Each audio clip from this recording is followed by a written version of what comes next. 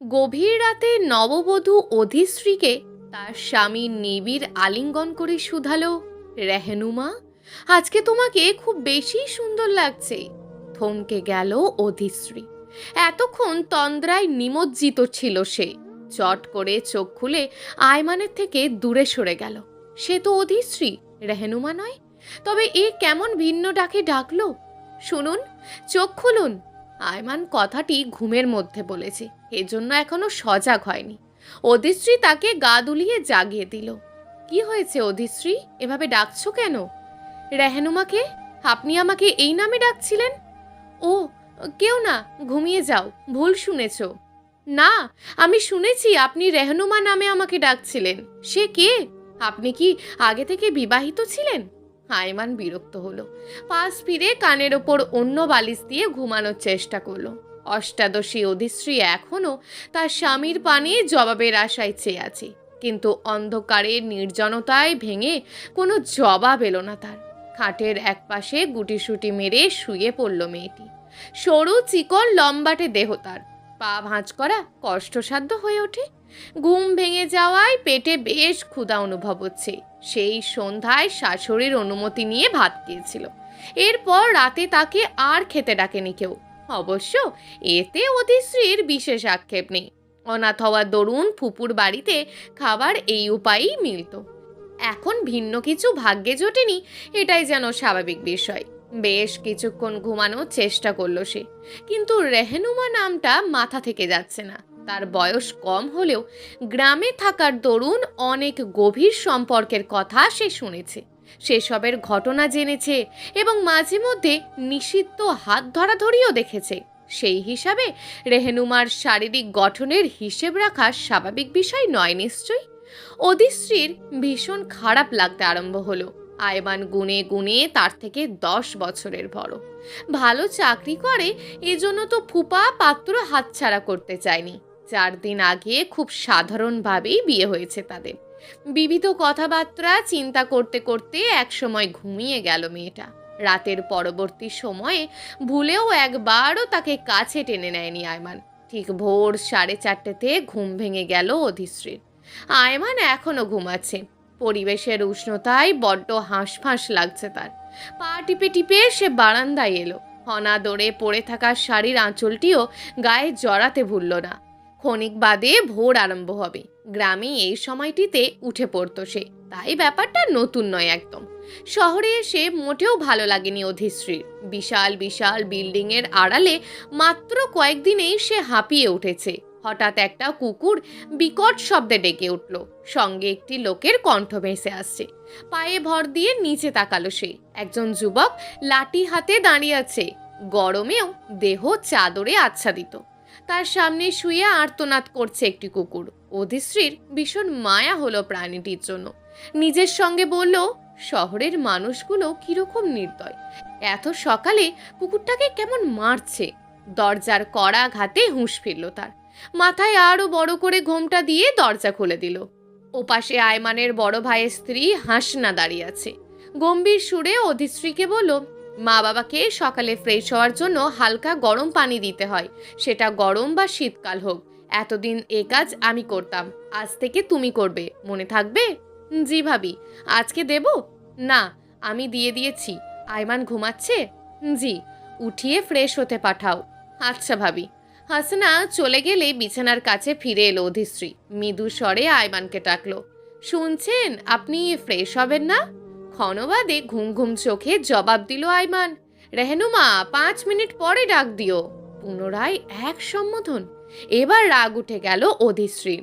নিশ্চয়ই স্বামী লোকটা উপহাস করছে তার সঙ্গে। তার বান্ধবীরা বলেছিল মাঝে মধ্যে স্বামী অন্য নারীর নাম নিয়ে স্ত্রীকে রাগানোর চেষ্টা করে, এটা নাকি ভালোবাসা বাড়ানোর মাধ্যম। বিষয়টি ভাবতেই অধিশ্রীর অধর যুগলের হাসি বিস্তৃত হয়ে গেল। কি ব্যাপার, তুমি গোসল করনি কেন? সকালে এই শাড়ি পরনে দেখলাম দরজা খুলে দিলে, এখনো তাই পরে আছো? হাসনার প্রশ্নে দৃষ্টি ঈষৎ উঁচু করে পরক্ষণে সেটা নামিয়ে নিল অধিশ্রী। সে কিভাবে বলবে অহেতুক গোসল করা তার দ্বারা হবে না? সে কোনো অভিনেত্রী নয়, কিন্তু কোনো একটা জবাব তো দিতে হবে। গলাটা একটু পরিষ্কার করে বলল, ভাবি, আমি অসুস্থ। বিরস মুখে হাসনা পুনরায় বলল, বিয়ে হতে না হতে অসুখ বাঁধিয়ে ফেললে। এখানে কারোর হাত থাকে কি? নতুন বউ ভালোই কথা জানো দেখছি। অধিশ্রী নিশ্চুপ হয়ে রুটি বেলতে লাগলো। 7টা বেডরুম সম্বলিত এই ফ্ল্যাটটি তার শ্বশুর মশাই। তার 4 ছেলে এখনো একসাথে থাকে। বয়স বাড়লে পরিবার ভেঙে যায়, সেই হিসাবে এতদিনে বেশ ভালো ফাটল ধরেছে ভাইদের মধ্যে। কিন্তু ওই যে একরকম বিনা ভাড়ায় আশ্রয় কেউ হাতছাড়া করতে চায় না। নিজের রুম থেকে আয়মান জোরে জোরে ভাবি ভাবি বলে চিল্লিয়ে যাচ্ছে। এখন 7:30 বাজে, একটু পর অফিসে যাবে লোকটা। অথচ অধিশ্রী একবারও রুমে যাওয়ার অনুমতি পায়নি। হাসনা চটজলদি হাতের কাজটা ফেলে রুমের দিকে ছুটল। উষ্ণ শ্বাস বের হয়ে এলো অধিশ্রীর ভিতর থেকে। বিয়ে উপলক্ষে আয়মানের দাদি হাবিবা গ্রাম থেকে এসেছেন। মহিলাটি ভীষণ মেজাজে চলে। কোনো এক বিষয় নিয়ে রাগে গজরাতে গজরাতে রান্নাঘরে ঢুকলো। বয়সের ভারে বৃদ্ধার শরীর ঈষৎ বেঁকে গিয়েছে। আমার চা কই নতুন বৌমা? চায়ের কাপ এগিয়ে দিল অধিশ্রী। এই যে দাদু। কি বউ হইলা যে জামাই একবারও ডাকে না? সেই তো রেহনুমারই ডাকতেছে অফিসে যাওয়ার আগে। ঈষৎ বিস্ময়ে অধিশ্রী শুধালো, রেহনুমা? কেন, বড় মাউমা হাসনার আর এক নাম রেহনুমা। সত্যি?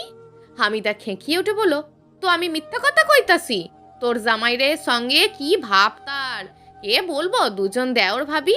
আমার তো জামাই বউ লাগে। ভেজা চুলে অধিশ্রীকে বেশ দেখতে লাগছে আয়মানের নিকট। দুপুরের কাঠফাটা রোদে এক পশলা বৃষ্টি ঝরে গেল মনে। হাত থেকে কাগজগুলো সরিয়ে রেখে ধীরে ধীরে নিজের নববধূর দিকে অগ্রসর হলো আয়মান। 1 পা 2 পা নিজের পিঠে পুরুষের উষ্ণতাপে মৃদু আন্দোলিত হলো অধিশ্রীর শরীর। নিচু কণ্ঠে শুধালো, আপনি এখন বাসায়? দুপুরের খাবার খেতে এসেছি। এ কদিন তো দেখিনি আসতে, আজ হঠাৎ? আয়মান সহসা জবাব দিতে পারল না, একটু দ্বিধা নিয়ে সরে দাঁড়ালো। ভাবি বলল স্পেশাল কি যেন করেছে, তাই লাঞ্চটা বাসায় করতে এলাম। ও। বহু কষ্টে কান্না দমন করার চেষ্টা করলো মেয়েটা, কিন্তু বেহায়া অশ্রুগুলো বাঁধ মারল না। আয়মানের আড়ালে চোখের কার্নিশ ছুঁয়ে টুপ করে পড়ে গেল। অধিশ্রী? জি। পড়াশোনা করবে না আর? কোন ক্লাসে যেন? এইবার এইচএসসি দিয়েছি, রেজাল্ট এখনো হয়নি। রেজাল্ট হোক, সেই অনুযায়ী পড়াশোনা চালিয়ে যাবে, কেমন? আমার সাথে তোমার তেমন একটা কথা হয় না। বিয়ের 7 দিন চলে গেল, এটা নিয়ে কি তুমি আপসেট? অধিশ্রীর বলতে মন চাইলো সে খুব দুঃখ বোধ করে ব্যাপারটা নিয়ে। স্বামী ব্যতীত আপন বলতে তার কেউ নেই। সে তো স্বামীর ভালোবাসা আদর চাইবেই, স্বাভাবিক নয় কি সেটা? কিন্তু আয়মানের তার প্রতি খেয়াল আছে নাকি? আয়মান অধীর আগ্রহে নিজ নববধূর পানে তাকিয়ে আছে। মেয়েটা দেখতে সুন্দর, গ্রাম্য বলে কোনো অবহেলা নেই তার মনে, কিন্তু কোথাও একটা যেন কিন্তু কাজ করছে। আনমনে সে পকেটে হাত দিয়ে দেখলো, ডান হাত মুঠো করে কয়েকটি সেন্টার ফ্রুট বের করে মেয়েটার দিকে এগিয়ে দিয়ে বলল, বউ, এগুলো তোমার জন্য। অধিশ্রী অবাক হয়ে শুধালো, আমার জন্য? তো আমার বউ আছে নাকি আরো? ও হ্যাঁ, সেদিন রাতে তো জিজ্ঞেস করেছিলে আপনার আরো বউ আছে নাকি। ধরে নাও তার জন্য এনেছিলাম, প্রতিমধ্যে তোমাকে দিয়ে গেলাম। হাসি মুখে কথাগুলো উচ্চারণ করলো আয়মান। কিন্তু অপর মানুষ কথার মধ্যিখানের উপহাস তো বুঝলো না, উল্টে অভিমানে মুখটা বিষিয়ে তুলল। প্রচণ্ড রাগে বলল, আপনার কিচ্ছু লাগবে না আমার। কেন, রাগ করলে? কতটুকু মেয়ে তুমি যে রাগ করতে জানো?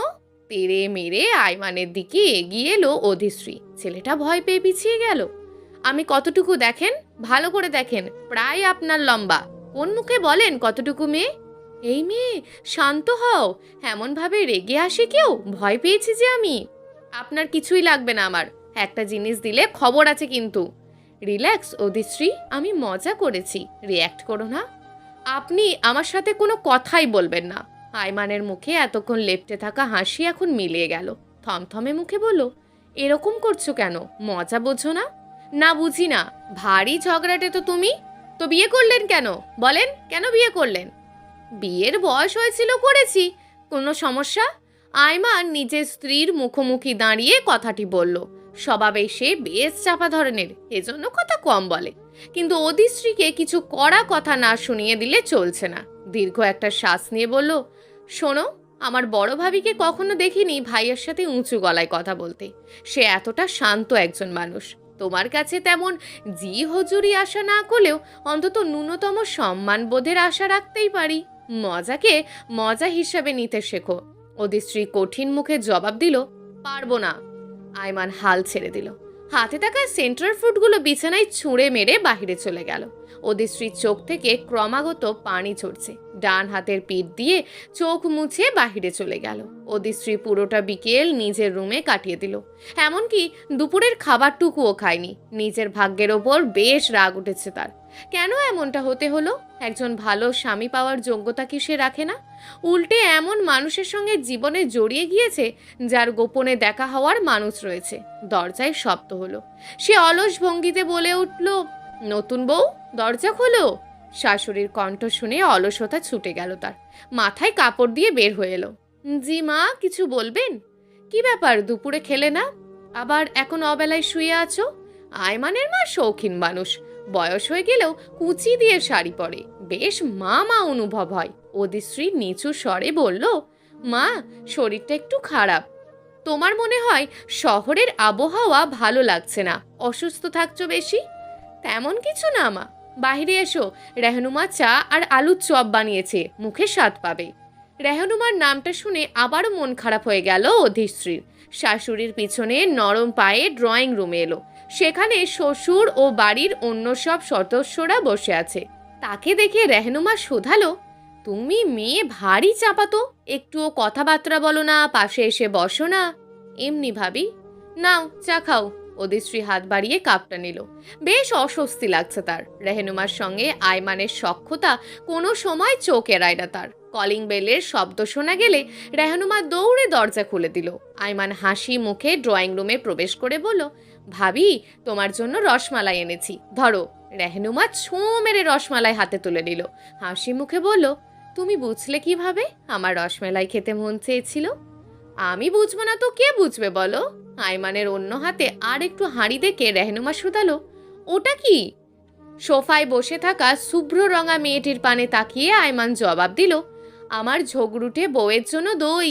সে দুপুরে খায়নি, ঝগড়া করার শক্তি কমে গিয়েছে হয়তো, সেটা বাড়ানোর জন্য তার পছন্দের দই নিয়ে এলাম।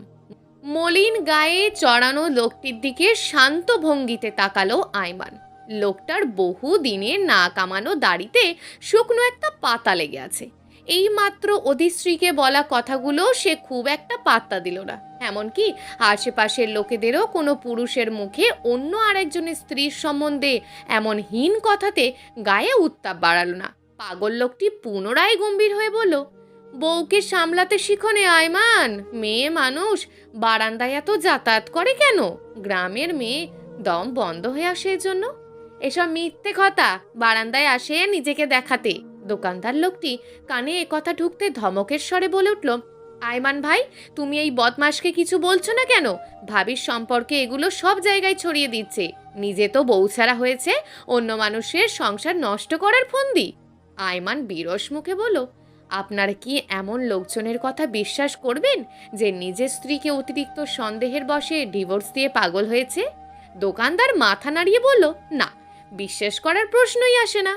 তবে শুধু শুধু সময় নষ্ট করে জাকির ভাইয়ের সঙ্গে তর্ক করে লাভটা কি? আমার বউ যথেষ্ট ভালো। স্মিত হাসলো দোকানদার। আয়মানের ক্রয় করা সব জিনিস এগিয়ে দিয়ে বলল, নতুন বিবাহিত জীবন অনেক ভালো চলছে তাই না আয়মান ভাই? খারাপ চলছে না। পলিথিন হাতে দোকান থেকে বের হয়ে এলো আয়মান। তাদের বিল্ডিংয়ের সামনে এই দোকানটি। যাবতীয় প্রয়োজনীয় জিনিস এখান থেকে নেওয়া হয়। রাস্তায় নেমে এলে পিছন থেকে পাগল ধরনের জাকির নামের লোকটা ডেকে উঠল, আয়মান, বিশ্বাস করলি না তো আমার কথা? যখন বউ চলে যাবে তখন বুঝবি, মেয়ে মানুষ তারা খুব ভয়ঙ্কর। হেসে নিজ গন্তব্যের উদ্দেশ্যে পা বাড়ালো আয়মান। জাকির এক সময় হাসি খুশি একজন মানুষ ছিল। তার থেকে বছর চারেকের সিনিয়র, কিন্তু অতিরিক্ত সন্দেহবাতিক লোক। বিয়ের পরের দিন থেকে বউকে এটা ওটা নিয়ে বলতো, রাগারাগি করতো। একসময় বিষয়টা গায়ে হাত লাগানো অবধি চলে গিয়েছিল। অবশেষে একদিন মেয়েটার বাবা মা প্রতিবাদ করে এবং নিজেদের মেয়েকে নিয়ে চলে যান। ডিভোর্সের 5 মাস পরে মেয়েটার নতুন করে বিয়ে হওয়া জাকির মেনে নিতে পারেনি। সেই সুবাদে ধীরে ধীরে মানসিক সমস্যা দেখা দেয় তার মধ্যে। এখন কি বলে কি করে সেই বিষয়ে কোনো হুঁশ থাকে না। আয়মানের হঠাৎ মনে হলো সন্দেহ জিনিসটা খুব খারাপ। যদি একবার মাথায় ঢুকে যায় তবে গভীর বিপদ। হাঁটতে হাঁটতে আরও একটি বিষয় খেয়াল করলো আয়মানের। অধিশ্রীর মধ্যে বিয়েটা নিয়ে কিছু দ্বিধা কাজ করছে। যদি মেয়েটির জীবনে অন্য কেউ থেকে থাকে, আয়মান কি পদক্ষেপ নেবে সেটা ভাবার বিষয়। লিফটের দরজা খুলতেই চমকে গেল সে। কপালের রেখাগুলো আপনা আপনি কুঞ্চিত হয়ে এলো। অধিশ্রী বেশ দ্বিধা নিয়ে দাঁড়িয়ে আছে। অপ্রস্তুত ভঙ্গিতে হেসে বলল, আমার রুমেতে বেশ খারাপ লাগছিল, এজন্য আপনি নিচে এসেছেন দেখে পিছন পিছন পাঠিয়ে দিল মা। ও, নিজে থেকে আসুনি তাহলে? সেটাই তো, আপনি প্লেন পাঠিয়ে দিয়েছিলাম, সেটা চড়িয়ে এলাম। অদিশ্রীর মুখটা গম্ভীর হতে দেখা গেল। মেয়েটা ভীষণ রাগী। আয়মান চাপা হেসে হাত বাড়িয়ে দিয়ে বলল, রাস্তায় হাঁটতে যাবে, হাতটা ধরো। স্ব ইচ্ছায় নিজ স্বামীর হাতটা প্রথমবার আঁকড়ে ধরল অধিশ্রী। পুরো শরীরে মৃদু কম্পন হলো তার। পুরুষ মানুষের উষ্ণতা এত মধুময় হয় তা জানা ছিল না অধিশ্রীর। হয়তো এরকম মধু স্পর্শ আরও কত শত পাবে সে। সন্ধ্যার সময় অতিবাহিত হয়ে গিয়েছে কিছুক্ষণ পূর্বে। এলাকার ভিতরে রাস্তা হওয়ায় গাড়ির পরিমাণ খুব কম এখানে। নববধূর হাতটি 5 আঙুলের ভিতর ভরে রেখেছে আয়মান। নরম তুলতুলে হাত। পাশ দিয়ে একটা রিক্সা টুংটাং শব্দ করে চলে গেল। তুমি সত্যিই আমার সমান প্রায় লম্বা, ছোট কেউ নয়। আধারে নিমজ্জিত অধিশ্রীর মুখখানা উজ্জ্বল হয়ে উঠল। স্বামীর সন্নিকটে চলে এলো। আমাকে কখনো ছোট ভাববেন না, সব কিছু পারি। তাই নাকি? তা শুনি কি কি পারো? অন্যের বাড়িতে থাকতে যা যা শিখতে হয়।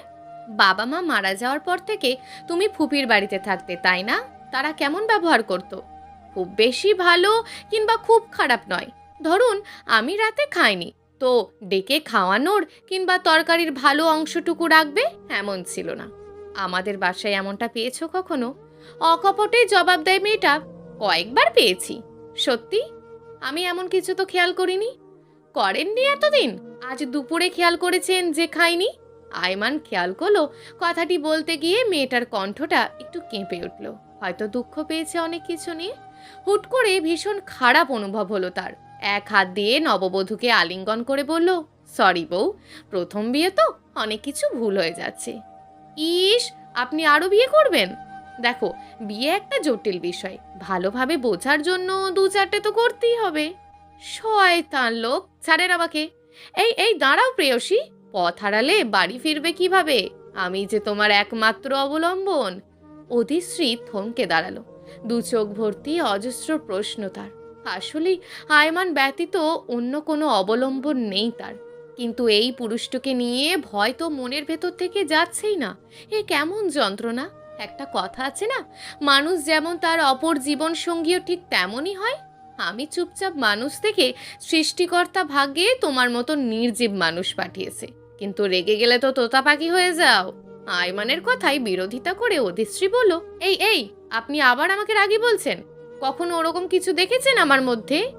সে কি, কয়বার দেখলাম।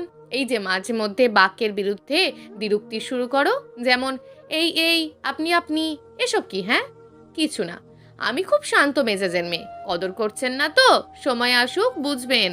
অধিশ্রীর কথায় হেসে উঠল আয়মান। নিস্তব্ধ আধারে 2টো প্রাণ রাস্তা দিয়ে হেঁটে যাচ্ছে। বিল্ডিং থেকে অনেকটা দূরে চলে এসেছিল তারা। রাত হয়ে আসছে দেখে ফেরার পথ ধরল আয়মান। অবশ্য পথিমধ্যে এক জায়গা থেকে স্ত্রীকে আইসক্রিম কিনে দিয়েছে। শুধুমাত্র তার জন্য জিনিস ক্রয় করায় অধিশ্রীর মন জুড়ে শান্তির বাতাস বয়ে গেল। লিফটে এসে আইসক্রিমের ওয়েফার চিবুতে চিবুতে মেয়েটা বলল, আমার ব্যাপারে রাগী ছাড়া অন্য কোনো কিছু খেয়াল আছে আয়মান? যেমন? কেমন মেয়ে, ভালো নাকি মন্দ? নববধূর পা থেকে মাথা অব্দি চোখ বুলিয়ে নিল আয়মান। মেয়েটা অনেক সুন্দরী। হয়তো পৃথিবীর সব স্বামীর কাছে তার স্ত্রী সুন্দরী একজন মানুষ। অধীর আগ্রহে নেত্র মেলে তার পানে তাকিয়ে আছে অধিশ্রী। আয়মান ফিসফিস করে বলল, এখনো তো লজ্জাই ছাড়লাম না। গভীর সুবাস নেওয়া হলো না, তবে ভালো কি মন্দ কিভাবে বলবো? মানে? কথাগুলো বুঝতে হলে গভীর শব্দটির গভীরে যেতে হবে, বুঝেছেন বউ? লিফটের দরজা খুলে গেল। অদিশ্রী কিছু জবাব দিতে যাবে এর পূর্বে ফ্ল্যাটের দরজার সামনেই চোখ গেল তার। রেহেনুমা চিন্তিত মুখে দাঁড়িয়ে আছে। আয়মানের হাতে থাকা হাতটি আরো শক্ত করে ধরল মেয়েটা। অন্য হাতে আধ খাওয়া আইসক্রিম। রেহেনুমা তাদের দিকে এগিয়ে এলো। উত্তেজিত হয়ে শুধালো, এতক্ষণ কোথায় ছিলে আয়মান? বিস্কুট নিয়ে আসতে এত সময় লাগে? কেন ভাবি, কোনো দরকার ছিল? না, কিন্তু এত সময় লাগছে দেখে চিন্তিত ছিলাম। অদিশ্রী তোমার সাথে গিয়েছিল? হ্যাঁ। রেহনুমার মুখ বিয়বরে পানসে মেঘের দেখা মিলল। সে নির্লিপ্ত কণ্ঠে বলল, ও, আগে বলতে আমিও তোমাদের সাথে ঘুরে আসতাম। কতদিন ঠিকঠাক বাহিরে যাওয়া হয় না। আচ্ছা, সমস্যা নেই, ভিতরে চলো। আর অদিশ্রী শোনো, খাওয়া শেষ হলে চটজলদি রান্নাঘরে এসো তো, কাজ আছে। জি ভাবি। এত সময় পরিবেশের ফলে মনের মধ্যে যতটা শান্তি বিরাজ করছিল, সেটির কানাকড়িও এখন অদিশ্রী পাচ্ছে না। উল্টে মিষ্টি আইসক্রিমটাও তিক্ত লাগছে। আইমানের হাত ছেড়ে হন হন করে রুমের ভিতর প্রবেশ করলো সে। খাওয়া শেষ করে বেসিনে হাত ধুয়ে বাহিরে যেতে হবে, এমন সময় বাধাপ্রাপ্ত হলো। আইমান তার আঁচল ধরে নিজের কাছে টেনে নিয়ে এলো। দুটো প্রাণের নিঃশ্বাসের মিলনে ঘর জুড়ে আলাদা মোহনীয়তায় বাতাস ভেসে বেড়াচ্ছে। অদিশ্রী নিচু কণ্ঠে বলল, ভাবি ডাকছেন আমাকে। ডাকুক। বিয়ের পর তো তাকে যখন মা ডাকতো সহজে খবর পাওয়া যেত না। আপনি এসবও খেয়াল রাখতেন? ভারী অসভ্য মানুষ তো। হাসতে হাসতে নববধূর আঁচল ছেড়ে দিয়ে আয়মান বলল, এসব খেয়াল রাখতে হয় না, নিজে থেকেই বোঝা যায়। তুমি এখন রান্নাঘরে যেও, ভাবি এমন একটা লুক দেবে যেন বছর বছর রুমে অতিবাহিত করে যাচ্ছ তুমি। ভাবিকে এত বেশি চেনেন আপনি? আমার থেকে বেশি তো ভাইয়াও চেনে না। আমাদের সম্পর্ক খুব গভীর। গভীর শব্দটি শুনে লিফটের কথাগুলো মনে পড়ে গেল অধিশ্রীর। এতক্ষণ পরে অর্থ উপলব্ধি হলো তার। পূর্বে ঠান্ডা ঠান্ডা আইসক্রিম খেলেও এখন মনের ভিতর আগ্নেয়গিরির দাবানল ছুটতে লাগলো। তবে তার সন্দেহ কি ভুল নয়? একদম নয়। ধূপধাপ পা ফেলে রান্নাঘরের দিকে এগিয়ে চলল সে। পিছনে আয়মান একটিবারও টের পেল না নববধূর মনে চলা সন্দেহের উত্তাপ। ভাবি ডেকেছিলেন? বাহ, মনে আছে সেটা তোমার? না থাকার তো কিছু নেই। রেহনুমা শব্দ করে কড়াইটা হাত থেকে রেখে দিল। গলা সুর সামান্য উঁচু করে বলল, একটু বেশি মুখ চলে তোমার। আমার সামনে তেজ দেখাবে না। আপনি ভুল ভাবছেন ভাবি। একদম না। ইদানিং খুব তর্ক করো। ছোট আর এতিম দেখে কিছু বলি না, এর মানে এটা নয় যে যা খুশি বলবে। ভুল ভাবছেন ভাবি। আচ্ছা বাদ দেন, কোন কাজের জন্য ডেকেছিলেন সেটা বলেন। অদিশ্রীর কণ্ঠে বিরক্তিকর ভাব চটজলদি ধরে ফেলতে পারল রেহনুমা। বিষয়টা এবার যেন তার আত্ম অহংকারে আঘাত করল। অধিশ্রী, আমি তোমার কেনা গোলাম না যে যেটা অর্ডার দেবে সেটা করব। তোমার কোনো কিছুই করতে হবে না এখন। যাও এখান থেকে। কেন যাব? আপনি কাজে ডেকেছিলেন, ঠিক সেটা পূরণ করব। এরপর ভাববো যাব নাকি যাব না। দেখো মেয়ে, আমার রাগ ওঠাবে না। আমিও খুব সহ্য করেছি। পুপুর বাড়িতে কারোর কথার জবাব দিইনি, কারণ সেটা আমার বাড়ি ছিল না। কিন্তু এখানে আমার শক্ত খুঁটি আছে, স্বামী নামক মানুষ আছে। এসে থেকে দেখছি খুব তাচ্ছিল্য করে যান সব কিছুতে। ঘটনার মধ্যিখানে উচ্চস্বরে হেসে উঠল রেহনুমা। তার বয়স 30-এর ওপরে। 2 সন্তানের জননী। মোটা গালে ভাঁজ পড়ল। হাসতে হাসতে চোখের কোণায় জমে থাকা পানি মুছে বলল, তোমার স্বামী? সে আমি যা বলবো সেটাই করবে। এতদিন করেছে, সেদিন বাগে খেয়েছে বলে ভাববেন আজ থেকে। রেহনুমাকে তোয়াক্কা না করে পাশ থেকে পানির পাতিল নিয়ে চুলায় বসালো অতিশ্রী। শ্বশুর শাশুড়ির জন্য পানি গরম করছে। রেহনুমা কথা বাড়ল না, নিজের কাজ করতে লাগলো। অদিশ্রী আনমনে বহু কথা চিন্তা করছে। হুট করে চুলা থেকে পাতিলটা উল্টে তার গায়ে পড়ে গেল। সেও খেয়াল করেনি কখন পানিটা ফুটতে শুরু করেছিল, যার ফলস্বরূপ গা জ্বলে গেল তার। চিৎকার করে উঠল। কয়েক মুহূর্ত বাদেই আয়মান হন্তদন্ত হয়ে রান্নাঘরে এলো। অদিশ্রীকে নিচে বসে থাকতে দেখে বলল, কি হয়েছে, এভাবে বসে আছো কেন? শান্ত কণ্ঠে রেহনুমা জবাব দিল, চুলায় ভালোভাবে পাতিল বসিয়েছিল না, পানি ফোটার সময় নড়াচড়া করছিল, তাই পাতিলটা উল্টে ওর শরীরের ওপর পড়ে গেছে। আয়মান আক্ষেপ করে বলল, খেয়াল রাখবে তো মেয়ে, চলো ঠান্ডা পানি দিতে হবে। অদিশ্রী যন্ত্রণার মধ্যেও রেহনিমার নির্লিপ্ত বুকখানায় অবাক হয়ে তাকিয়ে রইল। চুলা থেকে পাতিল এমনি এমনি পড়ে যায়? এতটাও সাধারণ বিষয় এই জটিল পৃথিবীতে আদেও ঘটে? অদিশ্রীর ঘুমন্ত মুখটা দেখে বড় মায়া লাগছে আয়মানের। আজ অফিসে যেতে একটুও মন সায় দিচ্ছে না তার। একে তো মেয়েটার শরীর বেশ অনেকটা পুড়ে গিয়েছে, দ্বিতীয়ত যন্ত্রণার ফলে কান্নাকাটিও করেছে। আয়মার ছুটির জন্য ফোন করেছিল, কিন্তু লাভ হয়নি। অবশেষে দীর্ঘশ্বাস ফেলে আয়নার সামনে দাঁড়িয়ে রেডি হচ্ছে সে। পুরো রুম জুড়ে নারী শরীরের মিষ্টি একটা গন্ধ বিরাজমান। আয়মান যখন একা এই রুমে থাকতো তখন এমন গন্ধ কখনো পায়নি। প্রাণ ভরে নিঃশ্বাস নিল। হাতে ঘড়ি পড়তে পড়তে নিচু হয়ে ঘুমন্ত নববধূর কপালের অধর স্পর্শ করল। তৎক্ষণাৎ ঘুম ভেঙে গেল মেয়েটার। ঘুম ঘুম কণ্ঠে শুধালো, কয়টা বাজে? সকাল 8:30। আপনি এখন অফিসে চলে যাবেন? হ্যাঁ, তুমি শুয়ে থাকো, ঘুমিয়েছ একটু আগেই। গতকাল রাতে অদিশ্রীর খুব একটা ঘুম হয়নি। তার শাশুড়ি সারা রাত তার সাথে ছিল। সকালে দুধ নিজের হাতে অদিশ্রীকে খাইয়ে দিয়েছিল। তখন থেকে মেয়েটা ঘুমাচ্ছে। এমন মাতৃস্নেহ বহুদিন পর পেল এতিম মেয়েটা। আয়মান লোকটাও ভালো, ভীষণ ভালো কিনা সেই কথাটি এখনো অদিশ্রী ধরতে পারেনি। মেয়েটাকে নিশ্চুপ থাকতে দেখে আয়মান শুধালো, ব্যথা কমেছে? হালকা। আপনি এত চিন্তা করবেন না। সে কি, আমার ঝগড়া করার মানুষটা অসুস্থ তো আমি চিন্তা করব না? এটা কখনো হয়? অদিশ্রীর অধর যুগলে মৃদু হাসির রেখা ফুটে উঠল। আয়মান তার এলোমেলো চুলে হাত দাঁড়িয়ে দিল। আসছি আমি, নিজের খেয়াল রেখো নববধূ। জলদি আসবেন। চেষ্টা করব। কিছু খেতে মন চাইছে, নিয়ে আসবো? না। আয়মান চলে যাওয়ার পর অদিশ্রীর ঘুমটা গাঢ় হয়ে ওঠেনি। তন্দ্রার মধ্যে খেয়াল করলো আয়মানের মা তাকে ডাকছে। নতুন বউ, ঘুমিয়েছো? তড়িঘড়ি করে উঠে বসলো মেয়েটা। নিজেকে গুছিয়ে বলল, না না, জেগে আছি। ধরো, তোমার ফুপু ফোন করেছে, কথা বলো। অদিশ্রী হাত বাড়িয়ে ফোনটা নিল।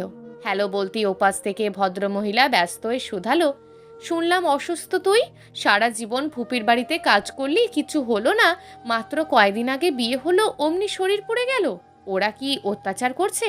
না ফুপু, বিষয়টা ঘটে গিয়েছে, তারা খুবই ভালো। সত্যি করে বল আমাকে, এতটাও ফেলনা না যে অত্যাচার সহ্য করতে হবে। সত্যি বলছি আমি। তোমার শরীর কেমন আছে? ভালোই। তোর শ্বশুর বাড়ির লোকেরা সত্যিই ভালো তো? অনেক ভালো ফুপু। আয়মান তো পড়াশোনা করাবে বলেছে। বাবা মা খুব আদর করে। অসুস্থ দেখে মা নিজের হাতে খাইয়েও দিয়েছে। ওপাশ থেকে অদিশ্রীর ফুপুর স্বস্তির নিঃশ্বাসের শব্দ শোনা গেল। ভদ্রমহিলা ধরা গলায় বলল, ভাই ভাবি যাওয়ার পর আমার সংসারীর বড় হয়েছিস, অনেক সময় অবহেলা করেছিস। ওসব মনে রাখিস না মা, তোর জীবন গুছিয়ে দেওয়ার জন্য কত চিন্তা করেছি। আয়মান ছেলেটা ভালো, মোটা অঙ্কের বেতনও পায়, পরিবার ভালো, যতটা সম্ভব খোঁজ নিয়েছি। যদি কোনো খুঁত থাকে তবে মাফ করে দিস। বিরোধ ভাব করে অধিশ্রী বলল, আরে ফুপু, এভাবে বলছো কেন? বাড়ির সকলে ভালো আছে? ফুপার শরীর কেমন? সবাই ভালো আছে। শোন, কিছু কথা বলি। সম্পর্ক তো দুদিক দিয়ে হয়। যদি কখনো আয়মানের ব্যাপারে মনে সংশয় আসে তবে সরাসরি ওর সঙ্গে আলোচনা করবি। তা না হলেও শাশুড়িকে বলবি, কারণ ছেলেটা তার। নিজে থেকে ভুল ধারণা মনে রাখলে কি হয়? আমার মেয়েকে দেখে শিখিসনি? কত সুন্দর সংসার ছিল, জামাইয়ের সামনে মাথা নিচু করেনি কখনো। ফল কি হলো? নিজের দোষগুলো মেনে চলবি। সংসারে আইমান ব্যতীত তোর আহ্লাদ করার মানুষ নেই। তাছাড়া দেওর ভাসুরদের সম্মান দিয়ে চলবি, ঠিক আছে? আচ্ছা ফুপু, মনে থাকবে। ঠিক আছে, রাখছি। ঠিক মতন ওষুধ খেয়ে নিবি। ভালো থেকো। ফোনটা পাশে রেখে দিল অধিশ্রী। পোড়া জায়গাগুলোতে পানি জমেছে, ঠিকঠাক নড়াচড়া করতেও কষ্ট হচ্ছে। তবুও উঠে বসলো। জ্বরে মুখ তেতো হয়ে থাকার দরুন কিনা মুখটাই বৃত্তৃষ্ণা জমেছে। মাথায় তার গতকালের ঘটনা ঘুরছে। সত্যিই কি রেহনুমা কিছু করেনি, নাকি গভীর কথা আছে? ক্লান্ত পরিশ্রান্ত আয়মান ফিরে এলো সন্ধ্যায়। দু ভর্তি হাত ফলমূল সবগুলো মায়ের হাতে তুলে দিয়ে রুমের দিকে ছুটল। অদিশ্রী অল্প সময়ের মধ্যেই তার তৃষ্ণা হয়ে উঠেছে। রুমের ভিতর ফাঁকা দেখে বারান্দায় উঁকি দিল আয়মান। উদাস চোখে নববধূ দূর আকাশ পানে তাকিয়ে আছে। অধিশ্রী? স্বাভাবিক কণ্ঠে মেয়েটি জবাব দিল, নিজেকে বন্দি পাখির মতো লাগে জানেন। ফ্ল্যাটে একা একা ভালো লাগে না। আয়মান উপহাস করে বলল, তবে 2 থেকে 3 বানিয়ে দিই। 3? হ্যাঁ, সে তুমি, আমি ও বিড়াল। অদিশ্রী হেসে ফেলল। পিছন ঘুরে আয়মানের বলিষ্ঠ বুকে মাথা ঠেকালো। নিজে থেকে কাছে আসার প্রথম উদ্যোগ তার। আপন মানুষের বুকে আলাদা রকমের শান্তি থাকে। একটা কথা জিজ্ঞেস করি অদিশ্রী, গতকাল রাত থেকে খুব করে আমার মাথায় চলছে। বলেন, রাতের ঘটনায় ভাবির কোনো হাত আছে? কারণ এতটা কাকতালীয় তো হয় না। কিছু সময় নিশ্চুপতার চাদরকে অবলম্বন করলো অধিশ্রী। এরপর ফিসফিস করে বলল, আমাকে বিশ্বাস করবেন? অবশ্যই, তুমি আমার স্ত্রী। সত্যি, কিন্তু তুমি সংকোচবিহীন বলো অধিশ্রী। আপনার গোপনে দেখা হওয়ার মতন মানুষ আছে তাই না? আর সেটা ভাবি, ঠিক বলেছি? বছর দুয়েক আগে থেকে ভাবিকে আমি একজন ভালোবাসার নারী হিসাবে দেখি, মানে তার প্রতি আকর্ষিত ছিলাম আমি। এই কারণে দুজনের এত বেশি কথা হতো, মেলামেশা হতো। ভাবির দিক থেকেও পজিটিভ কিছু ছিল। যদি আমার বিয়ে না হতো তোমার সঙ্গে, তবে হয়তো দুজনে খারাপ পথে পা বাড়াতাম। জীবনে কিছু প্রশ্নের উত্তর থাকে যা না শোনাই শ্রেয়। কথাটি বহু বছর পূর্বে অদিশ্রীর বাবা তাকে বলেছিল। আজ কথাটির গভীরতা উপলব্ধি হলো তার। আয়মান কথাগুলো তার হাতখানা গভীরভাবে জড়িয়ে ধরে বলেছিল। অদিশ্রী ছাড়িয়ে নিতে চাইলে সে আরও শক্ত করে ধরল।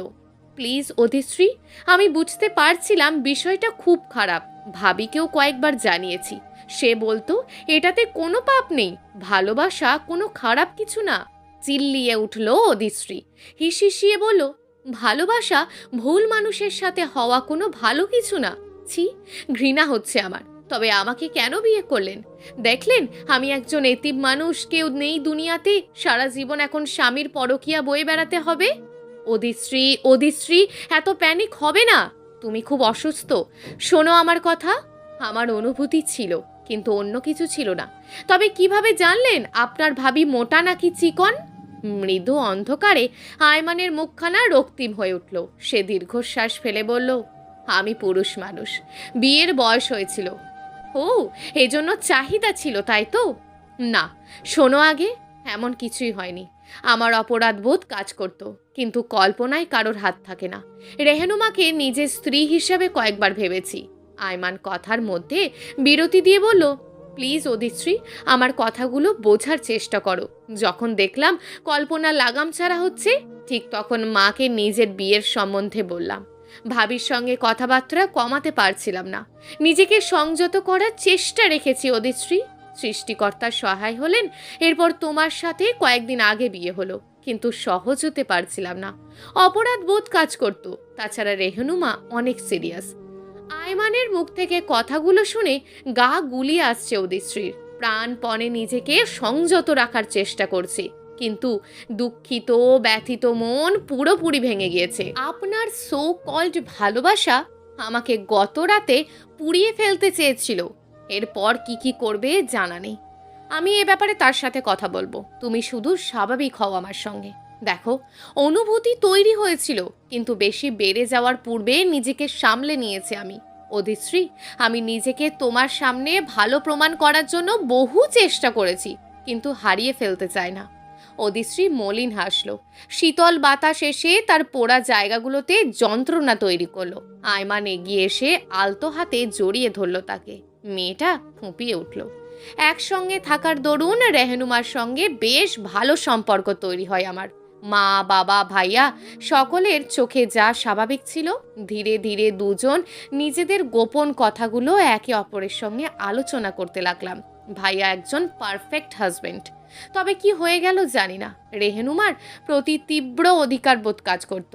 মাঝে মধ্যে ভাইয়াকেও হিংসা করতাম। নারী মনের কারণে রেহনুমা বিষয়টা ধরতে পারলো। ধীরে ধীরে সায় দিতে লাগলো। আমাদের মধ্যে শারীরিক কোনো সম্পর্ক হয়নি, তবে 1 মাস আগে এমন কিছুর ইঙ্গিত পেয়েছিলাম রেহনুমার তরফ থেকে। আমার ভয় লাগা আরম্ভ হলো। এ কারণে নিজের জীবনে তোমাকে নিয়ে আসা। যদি মনে কিন্তু থাকতো, তবে এখনো স্বীকার করতাম না অদিশ্রী। নিজের ভুলকে শুধরে তোমার সঙ্গে স্বাভাবিক সংসার করতে চাই। ওয়াদা করতে পারি ভবিষ্যতে এমনটা কখনো হবে না। প্লিজ মাফ করে দাও। আমি সত্যি বলছি, জীবনে কখনো গোপনে দেখা হবার মানুষ রাখবো না। কান্না এখনো থামেনি মেয়েটির। স্বামী নামক পুরুষটির আলিঙ্গন যা আজ সকালে পরম শান্তি ও বিশ্বস্ততার জায়গা হিসেবে অনুভব হচ্ছিল, সেটাই এখন বড্ড বিষাক্ত লাগছে। নারী পুরুষ একত্রে থাকলে কি প্রেম ছাড়া তাদের মধ্যে কোনো সম্পর্ক হয় না? না, অদিশ্রী থাকবে না এই লোকটির সাথে। এমন বিয়ের কোনো মানেই হয় না। এক্ষুনি নিজের ফুপুকে কল করে বিষয়টি বলবে। আয়মানকে সর্বশক্তি দিয়ে ধাক্কা দিল সে। নববধূর মনের ভিতরে সিদ্ধান্ত অনুমান করতে পেরে আয়মানের গলা শুকিয়ে গেল। মেয়েটিকে সে ভালোবেসে ফেলেছে। ছেড়ে থাকার কষ্টটা সে কিভাবে নেবে? তাছাড়া এখন বিষয়টা লুকানো থাকবে না, মা বাবা ভাই সবাই জানবে। আসন্ন ভবিষ্যতের নির্মমতা তাকে ঘামিয়ে তুলল। দুর্বল কণ্ঠে বলল, আমি সব দোষ স্বীকার করেছি, ছেড়ে যেও না অদিশ্রী, কাউকে বলো না, আমার খুব অসম্মান হবে। অদিশ্রী অবশ্য এসব কথা কর্ণকুহর করল না, দৌড়ে রুম থেকে বের হয়ে গেল। আয়মানের মা একান্তে নিজের বোনের সঙ্গে ফোনে আলাপ করছিলেন। এমন সময় অদিশ্রী হন্তদন্ত হয়ে তার রুমে প্রবেশ করে বলল, মা, একটু ফুপুকে ফোন করব। গলা কাঁপছে মেয়েটির। আয়মানের মা বোনকে রাখছি বলে কল কেটে দিল। উঠে এসে দু হাতে নিজের পুত্রকে জড়িয়ে ধরে বলল, কি হয়েছে মা? আমি আমি চলে যাব মা। কেন, কি হয়েছে? মাতৃস্নেহে গদগদ হয়ে অদিশ্রী নিজের শাশুড়িকে সবটা জানিয়ে দিল। আয়মানের মায়ের শ্বাস বেড়ে গেল যেন। পুত্রবধূকে সান্ত্বনা দিয়ে বলল, যদি বিষয়টা সত্যি হয় তাহলে তোমাকে নিজ উদ্যোগে বাড়িতে রেখে আসবো, কারণ ভুল পথে পা বাড়ানো মানুষরা কখনো ঠিক হয় না। অদিশ্রী জবাব দেয়া পূর্বেই আয়মান হন্তদন্ত হয়ে রুমে প্রবেশ করে বলল, মা, এরকম বলো না, আমার বউকে নিয়ে অন্য কোথাও চলে যাব আমি। যা বলবে, যেভাবে বলবে সব করব, কিন্তু যে অন্যায় পুরোপুরি হয়নি আমার দ্বারা, সেজন্য শাস্তি হিসেবে নিজের স্ত্রীকে হারাতে পারবো না। পায়ে ধরি মা, ক্ষমা করে দাও। তোমার স্বামী তাও সম্পর্ক বাঁচাতে সত্যি বলছে, আর এই অধম আমাকে দেখো, টানা তৃতীয়বার নিজের স্ত্রীর এসব শুনলাম। কি করতে পারি বলো? দুটো বাচ্চাও তো আছে। আয়মানের বড় ভাই কামালের মুখে কথাগুলো বেশ স্বাভাবিক শোনালো, যেন খুব সহজ বিষয়ে পরামর্শ চাইছে অধিশ্রীর কাছে। লোকটা সবেমাত্র কাজ থেকে বাসায় এসেছিল, অমনি মায়ের রুমে ডাক পড়ে। পুরো বিষয়টা শুনে একটিবারও সে রেহেনুমাকে ডাকেনি, এমনকি আয়মানকেও কিছু বলেনি, শুধু অদিশ্রীকে আলাদা ডেকে প্রশ্নগুলো শুধালো। ভাইয়া, আপনার উচিত ছেড়ে দেওয়া। এটা সমাধান? অবশ্যই, যেহেতু 3বার একই কাজ করলো। আর আমার দুটো বাচ্চা, তাদের প্রতি দায়বদ্ধতা। সমাজের চোখে রেহানুমা একজন ভালো স্ত্রী, ভালো মা, ভালো পুত্রবধূ। দায়বদ্ধতাই কি সব? কামাল দীর্ঘশ্বাস ফেলল। বড্ড তেষ্টা পাচ্ছে তার। প্রত্যেকের নিজ নিজ কৃতকর্মের জন্য ফল ভোগ করতে হয়, কিন্তু খুব অল্প সংখ্যক কর্ম থাকে যেগুলো ফল আশেপাশের মানুষকেও ভোগ করতে হয়। আজকে রেহানুমাকে ছেড়ে দেব আমি, 2 দিন পর বাচ্চা দুটোর কি হবে? তবে তুমি আয়মানকে ছেড়ো না, ও নিজে থেকে ভুল স্বীকার করেছে, একটা সুযোগ পাওয়া দোষের কিছু নয়। ঠোঁট কামড়ে দুঃখ গিলে নিল অধিশ্রী। কি এক যন্ত্রণা তৈরি হয়েছে জীবনে। বলিষ্ঠ কণ্ঠে বলল, আমার ফুপু এসব শুনলে কখনো এখানে রাখবে না, নিয়ে চলে যাবে। হ্যাঁ, এরপর কি হবে? মানে, তুমি এতিম একজন মেয়ে। দুনিয়া খুব কঠিন, যেখানে আপন মেয়ে ডিভোর্স হলে বাবা মা শত্রুতে রূপান্তরিত হয়, সেখানে তুমি তো তার ভাইয়ের মেয়ে, তেমন পড়াশোনা জানো না, ভবিষ্যৎ কি খুব ভালো হবে? তাই যে ক্ষমা চায়, যে ভালো হতে চায়, তাকে সুযোগ দাও। অসীম ক্ষমতাধর সৃষ্টিকর্তাও চরম থেকে চরমতর পাপ মাফ করে দেন। সেখানে আমরা মানুষ, জীবনে কি কিছু শুধরে যায় দ্বিতীয়বার ভুল করার জন্য নয়, বরং সোজা পথে চলার জন্য। পুরো বিষয়টা নিয়ে আয়মানের সাথে আরও একবার আলোচনা করো। পারলে ফ্ল্যাট থেকে চলে যেতাম আমি, কিন্তু রাক্ষসের শহর, দুটো বাচ্চা নিয়ে তো পারবো না। ওদিকে আয়মানের ইনকাম অনেক ভালো। অদিশ্রী মনোযোগ দিয়ে নিজের ভাসুরের কথাগুলো শুনল। পুরো বিষয়ের সারমর্ম দাঁড়ায় কম্প্রোমাইজ করে নেওয়া। সে তৎক্ষণাৎ বিরোধ করে বলল, আমি কম্প্রোমাইজ করব না, পুরুষ ছাড়াও এতদিন ছিলাম যখন, সামনেও পারবো। কামাল বলল, যতটা বলাতে সহজ মনে হয়, আসলে ঠিক ততটা সহজ নয়। রাস্তাঘাটে যেখানে সন্ধ্যার পর বাসে সেফ না, সেখানে একা কিভাবে থাকবে? তাছাড়া চারিধারে সব কিছুর যা দাম, নিজের একা পেট চালাতে ইন্টার পাস করা মেয়ের লড়াইয়ের শেষ থাকবে না। সব বাদ, এরপর যে জীবনে যে আসবে, সে যদি ভালো না হয়। ধরে নাও আয়মানের বিয়ের আগে একটি সম্পর্ক ছিল, বিষয়টা এটাই সহজ লাগবে। আমার মন যে মানছে না ভাইয়া। আয়মানের সাথে কথা বলো, দেখবে ভালো লাগবে। আমি আসছি, খুব ক্লান্ত লাগছে তো। কপালে লেপ্টে থাকা ঘামগুলো মুছে নিল কামাল।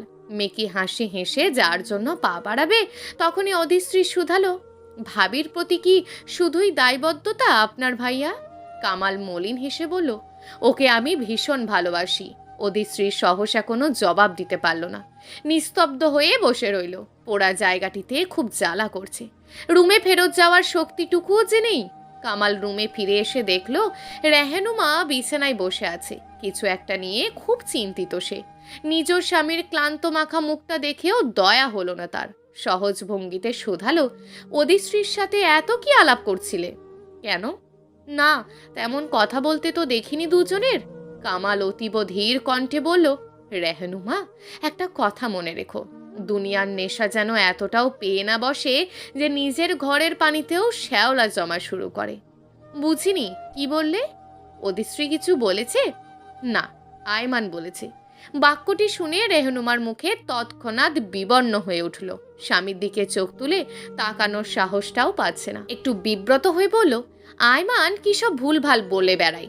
রেহনুমা, আমার ভাই যে সঠিক বলে সেটা তুমিও জানো এবং আমিও জানি, তাই এভাবে বলে লাভ নেই।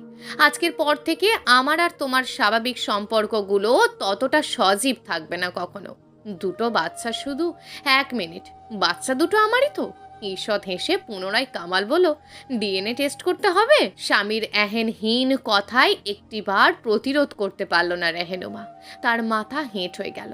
হয়তো আজীবন এমনই লজ্জা নিয়ে বাঁচতে হবে। অতি কষ্টে বলল, বাচ্চা দুটো আমাদেরই, এভাবে বলো না। যাক, বাঁচা গেল। ওয়াশরুমে পা বাড়ানোর পূর্বে কামাল পুনরায় বলল, বুঝলে রেহনুমা, যে অন্যায় করেও না শুধরায় সে মানুষ নয়, আসলে কুকুর। কারণ মনে করে আবর্জনা এক উৎকৃষ্ট বস্তু, আর যে অনুতপ্ত হয়ে ফিরে আসে কিংবা বাধা দেয় সে নিঃসন্দেহে উত্তম কেউ। তুমি দেখো, এখন নিজেকে কি বানিয়ে রাখতে চাও? সব সময় যে শাস্তি পেতে হবে এমনটা নয়। রেহেনুমা স্বামীর যাত্রা পানে উদাস হয়ে তাকিয়ে রইল।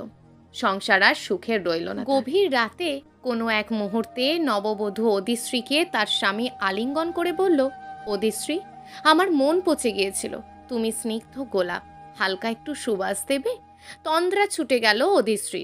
তবে আজ সে চমকালো না, ভয়ও পেল না, বরং ভালো মন্দ লাগায় উল্টে ঘুরে স্বামীকে গভীরভাবে আলিঙ্গন করে বলল, আপনি সত্যিই আমার হয়ে থাকবেন?